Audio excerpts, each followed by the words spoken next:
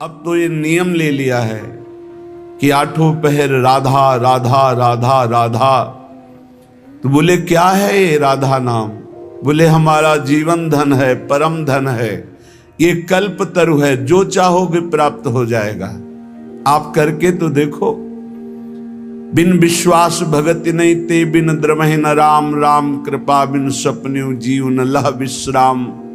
ये वृंदावन की भूमि से जो आपको राधा नाम श्रवण करने को मिल रहा, राधा नाम जपने की प्रेरणा मिल रही है, एक बार जीवन को राधा नाम के हवाले कर दो, समर्पित कर दो कि आप आठों पहर राधा राधा जपेंगे, फिर देख लो तुम्हारी असत कामनाएं भस्म हो जाएंगी, सत कामनाएं पूर्ण हो जाएंगी और अनुराग रस से युक्त हो जाओगे, प्रेम युक्त हो जाओगे। यहाँ तो राधा राधा पत्ता भी बोलता है, यहाँ वायु के प्रवाह से भी राधा राधा निकलता है। जिस दिन श्रवणेंद्री दिव्य हुई तो आपको सुनाई देगा यहाँ के पत्ते से, यहाँ के वायु के, यहाँ खग मृग पशु पंछी के मुख से एकमात्र राधा राधा राधा। दर्शैसी वृंदावन धाम। दूसरा अर्थ, जो राधा राधा राधा ऐसा बोलता है उसके नेत्रों के सामने दिव्य वृंदावन प्रकाशित हो जाता है। जहां दिव्य धाम वहीं दिव्य रूप, वहीं दिव्य लीला। ललित किशोरी देव जी कह रहे हैं अब तो आठों पहर केवल राधा राधा राधा। यहां छाती के अंदर लिख लो, हृदय रूपी कागज में लिख लो राधा, और हर समय उसे बांचते रहो, राधा राधा राधा राधा। बहुत सुंदर साधन है। हृदय में राधा नाम लिख लो, आंख मूंदो तो आपको दिखाई देना चाहिए सामने तेजों में राधा नाम, आंख खोले तो राधा नाम, और उसी को बार बार गाते रहो, सुनते रहो। तो राधा नाम अंक आभूषण भूषित कर अंग नाच, राधा नाम लिखी पाटुलिया ललित किशोरी बाच, साच राधा नाम सो चितरात। परम सत्य राधा नाम से चित्त को जोड़ दो, राधा नाम के गीत गा करके नाचो, राधा नाम को बार बार हृदय में मानस पटल पर लिख करके बांचो। इसी से परम अनुराग प्रकट हो जाएगा, जो चाहोगे वो प्राप्त हो जाएगा। राधा नाम ही सोना तो जाके नाम लेत प्रीतम सो, परत प्रीति को खातो। जो बोलता है राधा, प्रेम परवश होकर प्रीतम उसके जन्म जन्मांतर खाते को फेंक देते, नष्ट कर देते हैं। जो श्लोक में वही पद में, अनुलिख्या अनंतान तदप राधान मधुपतिर महाप्रेमाविष्टम तो परम देयम विंशति। क्या इसे दूं? ये मुझे राधा नाम सुनाया, इसे क्या दूं? ऐसा श्री कृष्ण विवश होकर उसके लिखे हुए अनंत जन्मों के अपराध सब नष्ट कर देते हैं। जो विश्वास करे, खास बात है विश्वास की। ललित किशोरी पहले ते मन लातो। हाय बड़ा समय व्यर्थ चला गया, मुझे बचपन से क्यों राधा नाम सुनने को नहीं मिला, केवल राधा नाम ही रटता। कितना समय चला गया, इसके बाद परिचय में राधा नाम आया। ललित किशोरी जी कह रहे हैं यदि अब विश्वास हो जाए तो अब पकड़ लो राधा नाम, तो क्या होगा? होयो कुंज निवास। तुम कहीं भी शरीर रखो, तुम्हारा मन निकुंज में रहेगा। जगत क्यों जन्म जन्म भर मातो, राधा नाम ही सोना तो। ये जन्म मरण का चक्र बंद हो जाएगा, नवनिवृत्त निकुंज तुम्हारे नेत्रों में दर्शाने लगेगा। यदि राधा राधा बोलोगे तो प्रीतम तुम्हारे अनंत जन्मों के पापों का लेखा जोखा नष्ट कर देंगे। राधा नाम को उर्धार मिली है रसिक मुकुटमणि मोहन, आप ही कुंजन द्वार। राधा नाम को उर्धार। यदि राधा राधा राधा ऐसा बोले तो श्री कृष्ण हर समय तुम्हारे साथ है और निकुंज द्वार में तुम्हारा अद्भुत स्वागत होगा। राधा नाम जापक को दिव्य चिदानंद वृंदावन धाम में प्रवेश मिलेगा, उसका स्वागत होगा। आठों जाम छकेंगी अखियां छवि निकुंज बिहार, ललित किशोरी फीके परि हैं सर्वस सुख संसार परम धन, राधा नाम उर्धार। हे उपासक, यदि आठों पहर राधा राधा जपोगे तो तुम्हारे नेत्र छक जाएंगे, जुगल माधुरी तुम्हारे नेत्रों में भर जाएगी, अर्थात प्रिया प्रीतम का साक्षात्कार हो जाएगा। ललित किशोरी जी कहते हैं संसार के समस्त भोग आकर्षण ये सब फीके हो जाएंगे जितना अधिक तुम नाम राधा नाम जप करोगे। राधा नाम को आधार, आहा रसिक लालवर इसे रटत निरंतर, जान सार को सार राधा नाम को आधार। परम सार आत्म तत्व, आत्म तत्व के परम सार परमात्म तत्व श्री कृष्ण, श्री कृष्ण का परम सार राधा किशोरी। इसीलिए परम सार जानकर स्वयं हरि श्री कृष्ण राधा राधा राधा रटत निरंतर, निरंतर राधा स्मृति में। तो राधा किशोरी श्याम श्यामेति सुंदर वरेति मनोहरेति, कंदर्प कोटि ललितेति सुनागरेति।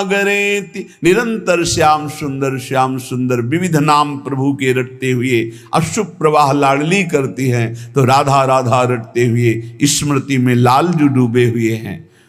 चाहे जितने तुम जैसे नीच पामर हो, कुछ भी अपराध बन गया हो, अब चिंता मत करो, अब लो नशानी अब ना नशई हो, आज तक की आप नहीं करूंगा, तो राधा नाम जप करो, आपका सब ठीक हो जाएगा। किसी की मत सुनो, सब अपनी अपनी अलग भिन्न भिन्न मति है, भिन्न भिन्न गति है। सत्य है ब्रज 84 कोश परम धाम श्री लालजू का। कोई किसी भी संप्रदाय का कहीं का भी हो, क्या ये नहीं जानता कि ब्रज 84 कोश महामहिम धन है। कल एक महामुनि जैन मुनि जी पधारे तो उनका अहोभाग्य हमें आज श्री कृष्ण की लीला भूमि में प्रवेश मिला, शायद जीवन में दोबारा आने को मिले कि ना मिले। अच्छा लगा। सब कौन ऐसा है त्रिभुवन में जो इस ब्रज भूमि और वृंदावन धाम की, और फिर बिहारी जी के दर्शन को गए, यहाँ की रज माथे पे लगाई, अहोभाग्य बार बार ऐसे बोल रहे थे। ये चाहे जितना कोई गुणहीन मलिन दीन हो, यदि ये नियम ले ले कि अब लो नशानी अब ना नशई हो और राधा राधा राधा रटे, तो उसे निरंतर श्री लालजू के सानिध्य का अनुभव होने लगेगा, सारे दुख मिट जाएंगे और सच्चिदानंद प्रेम रस में डूब जाएगा। सब गुणहीन मलिन दीनयति, जो पतितन में सरदार, पापियों में भी महापापी जो हो, पर वो रटने लगे राधा राधा राधा, तो ललित किशोरी जी कहते मैं वादा करता हूं तासु भरोसे ललित किशोरी सो पांव पसार। मेरी महारानी जी के भरोसे होकर निश्चिंत होकर सो। अब यमदूत तुम्हें डांट नहीं लगा सकते, अब तुम्हारी दुर्गति नहीं हो सकती यदि तुम्हारे मुख से राधा राधा राधा ऐसा निकल रहा है। राधा नाम की गति न्यारी, सपने हूं रसना पर आवत जो, तो विवश बनत हैं कुंज बिहारी। जागृत की राधा राधा कौन कहे, अगर स्वप्न में निकल जाए राधा तो कुंज बिहारी विवश होकर उसके अधीन हो जाते हैं। मान लीजिए तो आप निहाल हो जाएंगे।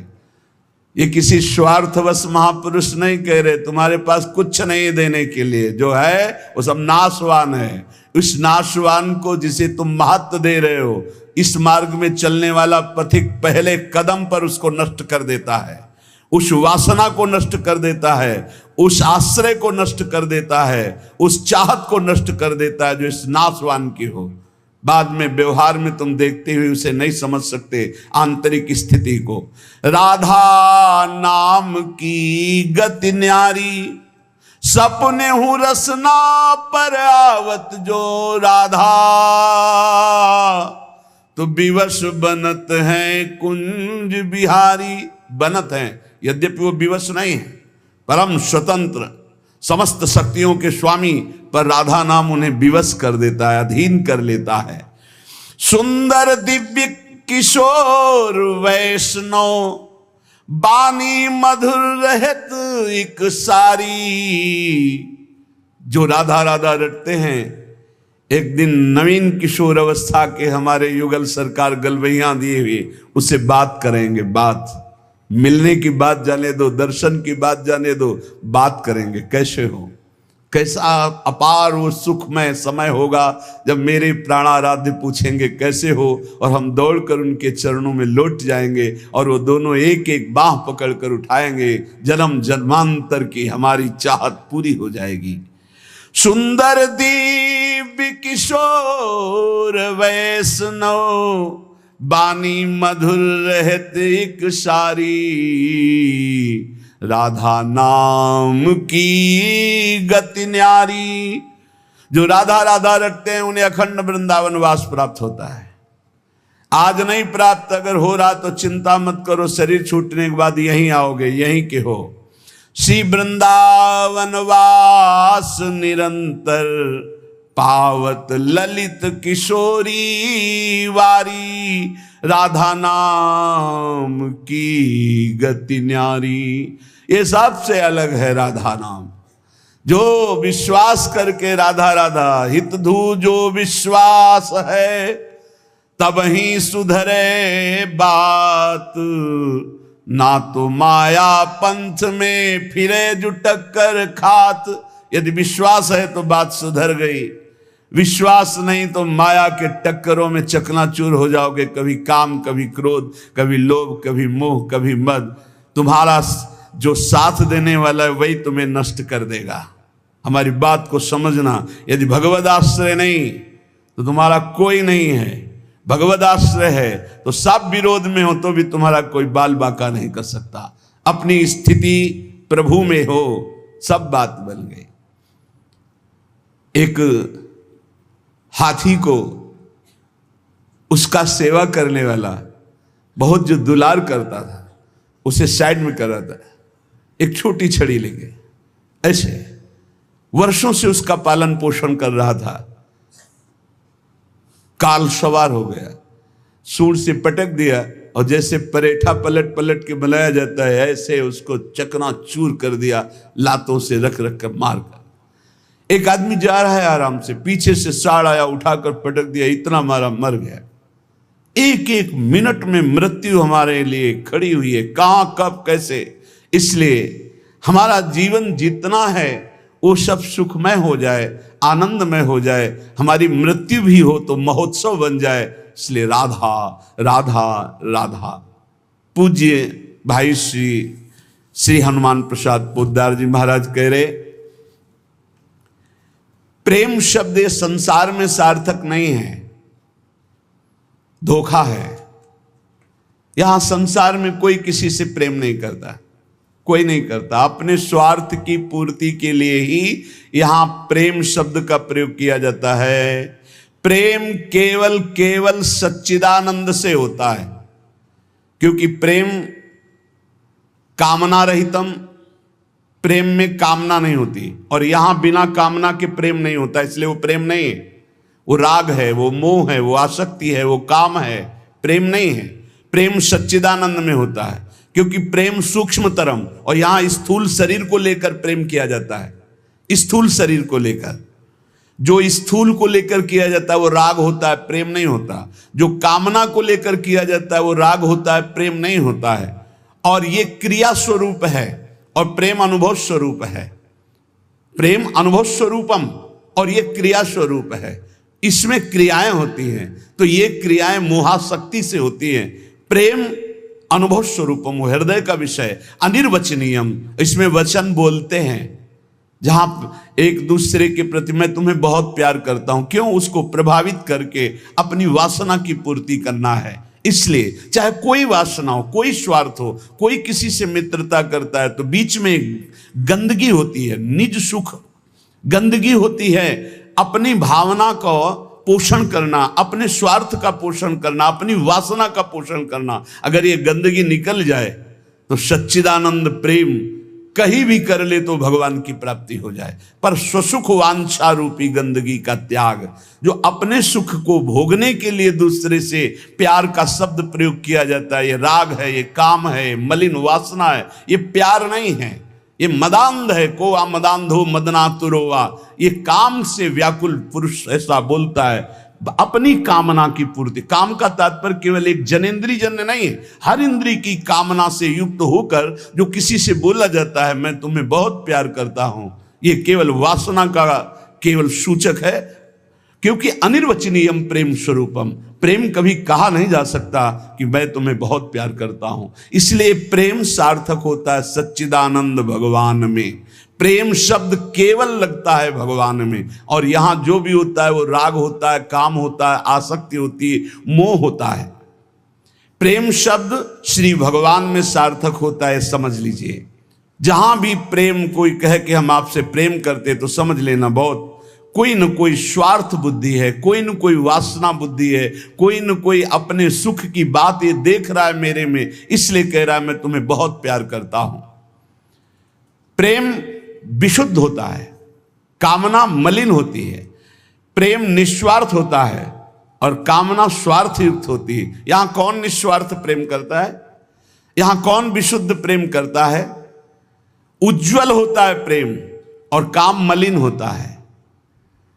प्रेम इंद्रियातीत है और काम इंद्रियों से होता है।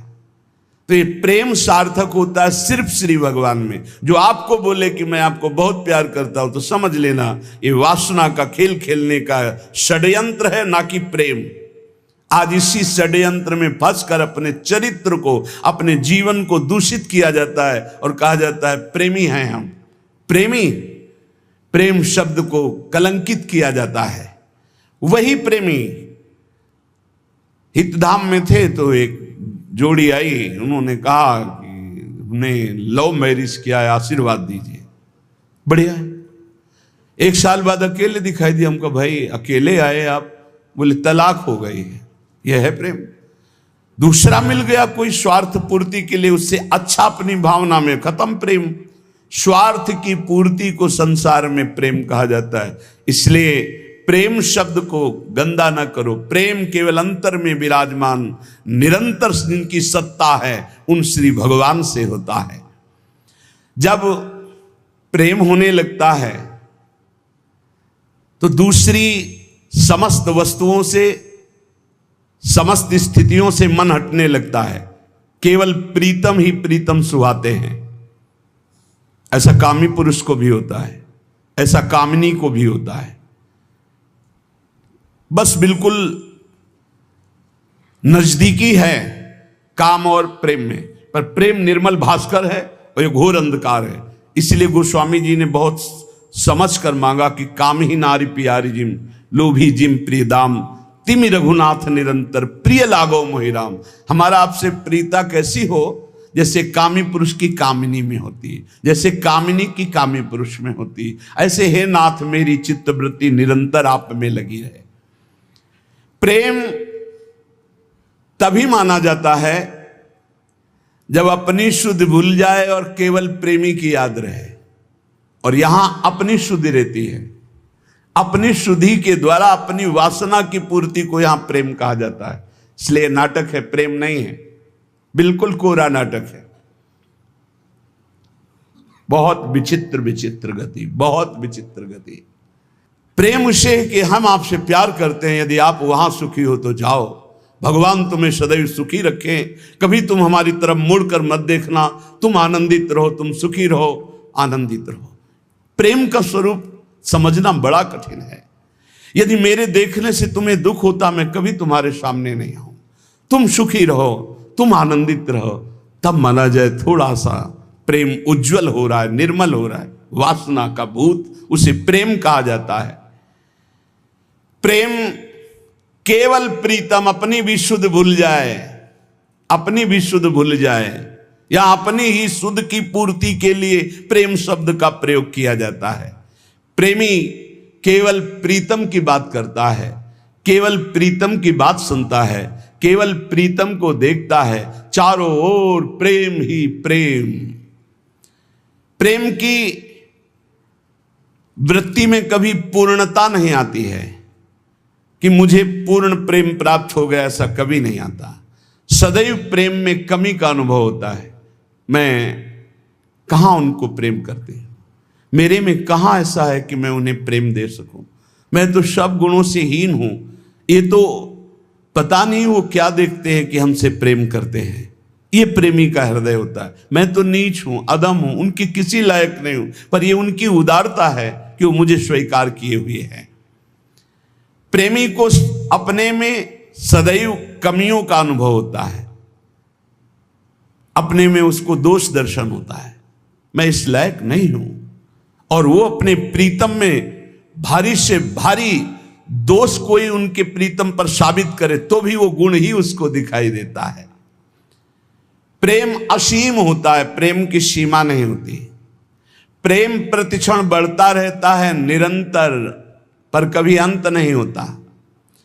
प्रेम कहीं रुकता नहीं है, किसी वासना, किसी परिस्थिति, किसी स्थिति, तिरस्कार, मान, अपमान, कहीं भी नहीं रुकता। वो बढ़ता प्रीतम की तरफ चला जाता है। प्रेम में सब कुछ अर्पण होने पर भी प्रतिपल अर्पण करने की प्रबल इच्छा रहती है। यहां तक कि प्रेमी स्वयं भी प्रेमास्पद के अर्पित हो जाता है, पर इस बात का उसको स्मरण भी नहीं होता कि मैं कितना समर्पित हूं। प्रेम वाणी का विषय नहीं है, प्रेम हृदय में रहता है, और वो हृदय हृदयेश्वर के पास चला जाता है तो उसका हृदय भी नहीं रहता। बहुत अद्भुत है ये प्रेम। प्रेम जिसके हृदय में उत्पन्न होता है तो ना मन रह जाता है, ना बुद्धि रह जाते हैं। मन बुद्धि प्रीतम के पास चले जाते हैं, केवल प्राण धड़कते रहते हैं। प्रेम बड़ी दुर्लभ वस्तु है, ये प्राण देने पर भी नहीं मिलता। ये जिसे मिल जाता है उसके समान त्रिभुवन में कोई सौभाग्यशाली नहीं। जहां कुछ भी अपने लिए चाह है वहां प्रेम शब्द का प्रयोग न किया जाए। स्वार्थ है, प्रेम नहीं। प्रेमी का सुख इसी में है कि मेरे प्रीतम कैसे सुखी हों, तत्सुख सुखित्वम। हमारे जीवन में यदि दुख आए और मेरे प्रभु राजी हैं तो कभी सुख नहीं चाहिए, कभी सुख नहीं चाहिए। मेरे प्रीतम पर क्या परेशानी, प्यारे को जो प्रेम करने वाले उनको क्या परेशानी, क्योंकि प्यारे मेरे चाहते मैं दुखी रहूं, ये दुख समुदाय घेरे रहे, बस जोई जोई प्यारो करे सोई मुई भावे। बहुत कठिन बात है। प्रवचन कर लेना सरल है, प्रवचन सुन लेना सरल है कि दुख घेरे रहें। एक जन्म के लिए आप प्रभु के लिए थोड़ा हिम्मत कर लो। कैसी भी परिस्थिति आवे, आपका नियम न टूटे, आपका भजन न टूटे। जो नियम बनाओ उसे चलने दो, प्राण चाहे निकल जाए, इस जन्म में भक्ति से पीछे नहीं हटना तो निश्चित भगवत प्राप्ति हो जाएगी। ये जीवन हमारा भगवत प्राप्ति के लिए है। बहुत सावधान, सुख दुख के ये भाव समुद्र के थपेड़े हैं। कहीं सुख में भूल मत जाना, कहीं दुख में घबराकर भक्ति मत छोड़ देना। आगे आपको बहुत सुख मिलेगा। ये भक्ति दुख सुख देने वाली नहीं, भक्ति सुख दुख में समान स्थिति पैदा करती है। भक्ति भगवान को आकर्षित करती है। और सही मानो, आज तक खुद अपना अनुभव में बता रहा हूं, ये दुख, ये विपत्ति, ये रोग, ये नाना प्रकार का तिरस्कार, निंदा, यही ऊंचाई पर चढ़ाती है, यही सच्चाई पर चढ़ाती है, यही सच्चा शरणागत भक्त बनाती है। इसलिए जिसके जीवन में दुख है, विपत्ति है, नाना प्रकार की प्रतिकूलताएं हैं, डरना मत। तुमको उस ऊंचाई पर भगवान चढ़ा रहे हैं जहां तुम चढ़ ही नहीं सकते थे। सुख और सुविधा ये दुलार है। जैसे कोई बच्चा बहुत रोने लगे तो टाफी पकड़ा दे। सुख सुविधा अनुकूलता प्रणाम नमस्कार ये हमारे प्रभु का दुलार है। दुख प्रतिकूलता तिरस्कार अपमान विपत्ति ये कृपा है। और कृपा पात्र ही विश्व विजयी होता है। कृपा पात्र ही काम क्रोध लोभ मोह मद का नाश करता है। इसलिए सदैव अपने आराध्य देव की निष्ठा में रहे। त्रिपुरदास जी का एक नियम था, वो श्रीनाथ जी के चरणामृत का रोज पान करते थे। हमेशा चरणामृत अपने पास रखते थे। बिना जबान में चरणामृत गए वो अन्न जल नहीं रखते थे। वैसे ये नियम रखने की बात प्रायः सबको कही है। श्री जी का चरणामृत गुरु जी का चरणामृत जरूर पास रखना। जिसके पास चरणामृत की सुविधा न हो तो हम चरणामृत कुंड का नाम ले रहे हैं। मानसरोवर, राधा कुंड, श्याम कुंड, ये जो कुंड हैं इनमें हर संतों के चरणामृत है। ब्रज 84 कोस के बड़े बड़े सिद्ध संत जो चरणामृत नहीं देते वो भी इनमें स्नान करते। वो भी जब जाते हैं तो आचमन और चरण धोते। इन कुंडों का जल रख लो, एक एक बूंद रोज अगर मुख में डालोगे एक एक बूंद तो आपका चरणामृत पान का नियम पूरा हो जाएगा।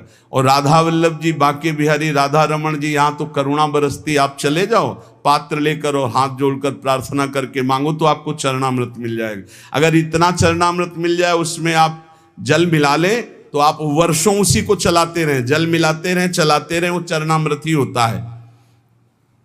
एक दिन संयोग की बात, जब आप भोजन करने के लिए गए तो जो श्रीनाथ जी के चरणामृत का पात्र था वो जो चरणामृत मांगते थे मिल जाता था, सेवक देते थे। बोले आज तो चरणामृत खत्म हो गया। आपने कहा पहले क्यों नहीं बताया?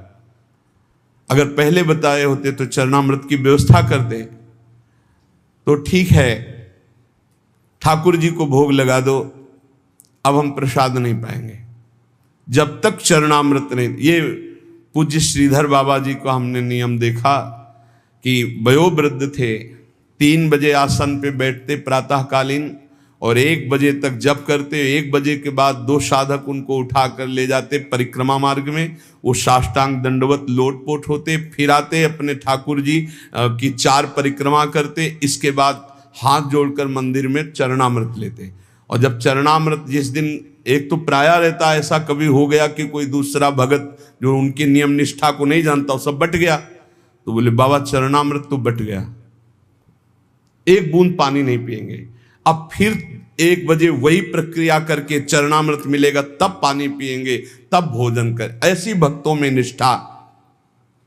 तो उन्होंने कहा मैं दरबार जा रहा हूं, तुम लोग श्री ठाकुर जी को भोग लगाकर प्रसाद पा लेना, अब मेरी प्रतीक्षा मत करना, क्योंकि जब तक चरणामृत नहीं तो मैं ठाकुर जी का प्रसाद भी नहीं पाऊंगा। मन में निश्चय किया कि यदि चरणामृत श्रीनाथ जी का नहीं मिला तो चाहे प्राण निकल जाए कभी कुछ जबान पे नहीं रखूंगा। चरणामृत के बिना मेरा जीवन किस काम का। रसोईया अपने कार्य में लग गया। इतने में स्वयं श्रीनाथ जी 10 वर्ष के बालक का रूप रहकर पात्र में चरणामृत अपना जतिपुरा से ले गए। वहां पहुंचे और कहा सुनो ये 3 पात्र रखे हैं, त्रिपुरदास जी को बता देना, इसमें श्रीनाथ जी का चरणामृत, इसमें महाप्रभु वल्लभाचार्य जी का चरणामृत, और ये तीसरे पात्र में श्रीनाथ जी का उच्छिष्टामृत। उनको बुला लो और पवाओ। और ये तीनों थैलियां भेजी गए।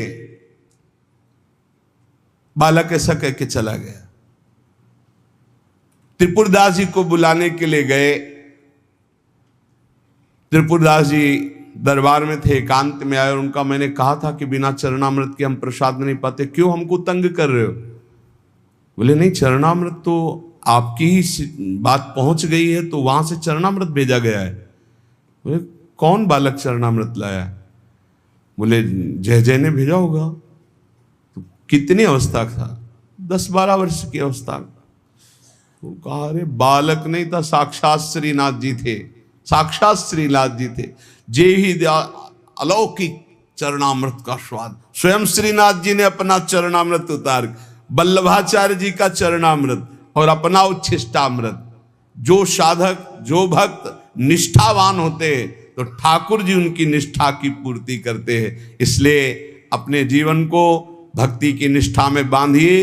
जो नियम लो, आजीवन प्राणपण उसका निर्वाह करो।